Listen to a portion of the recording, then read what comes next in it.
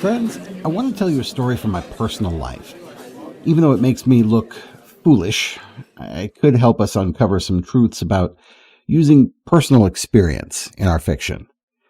When I was in graduate school, my advisor read through my thesis and honestly sort of exasperated with me, asked me point blank why my characters played so many games with their relationships. Why weren't they able to be authentic, emotional, or real with each other? And I couldn't answer him. Honestly, I didn't have the vocabulary for it back then. I saw what he meant, but I assumed all relationships were like that. So I've started rereading my favorite books as well as my old stories to try to answer my advisor's question from almost 30 years ago. What makes characters real? Why do they do dumb and self-destructive things?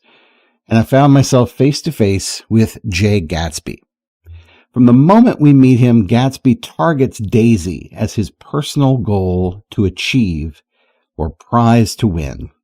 At first, it seems almost sweet. They met back in the day, and now that he's successful, Gatsby has moved back to town to reconnect. Is that really what's going on? Certainly not. Gatsby met Daisy when he was in the war, broke, no prospects, returning to the front literally to face death. Daisy must have represented everything he couldn't have at the time: peace in time of war, the safety and comfort only fabulous wealth can provide, a promise of passion, a bright future filled with life. That was it. Gatsby painted the target on her, and he was all in on getting that life, on getting her. I was in that same boat once. I met a beautiful girl in grad school and fell madly in love with her. It was a one-way relationship. She wasn't interested in me, but she kept me around for a bit. Maybe I made her feel nice about herself. We'll come back to that in a sec.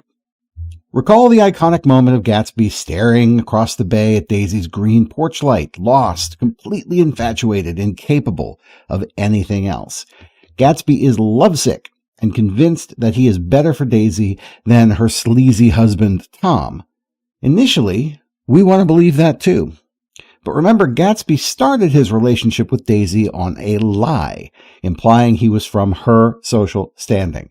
And she was pretty blunt about him needing money to get with her.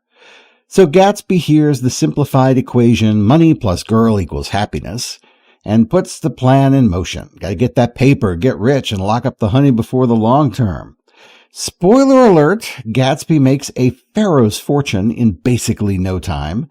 Maybe he's a bootlegger. Maybe he launders dirty money. Maybe he trades in wares that fall off the backs of trucks. Whatever. Gatsby was single-minded, made his bag, and then rolled into town like, Daisy, let's do this. But Daisy's married. A rational person, a level-headed thinker, would reason that it is better to do something else, anything else, rather than pursue Daisy. Like, what did Gatsby expect to happen? He shows up and Daisy just dumps her rich husband? Gatsby's got big money, a wall of imported shirts money, but Daisy still balks at it. Aren't there other women in West Egg, in New York City, Paris, or Rome? Your boy has phalanx of imported shirt money, so what's so special about this girl? Honestly, she was the catalyst. She started it all, and Gatsby couldn't see himself with anyone else but her. So back to my life. I have graduated. I am alone and rudderless. I've kept this beautiful girl as close as phone and email will allow. In sheer desperation to be loved, just months after graduating, I misinterpreted this romantic entanglement and shipped myself 2,000 miles from home. I got settled in Los Angeles, got a job, and called the girl long distance. Kids, I'm old. Back then, long distance cost more money.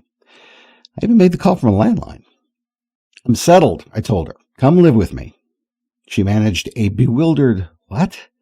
So I repeated myself, and I explained in detail the living arrangement, how I had made this move specifically to entice her out here, etc.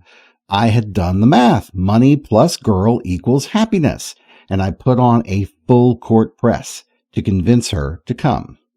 She was, let's call it, remarkably non-committal. Until I took my final shot from half court. I'll fly you out, I told her. Come see and make your decision when you get here. I saw a romantic gesture. She saw a free round-trip flight to Los Angeles. Okay, she said, and here I thought I had made the sale. Surely once she saw here, me and her, here, slam dunk, right?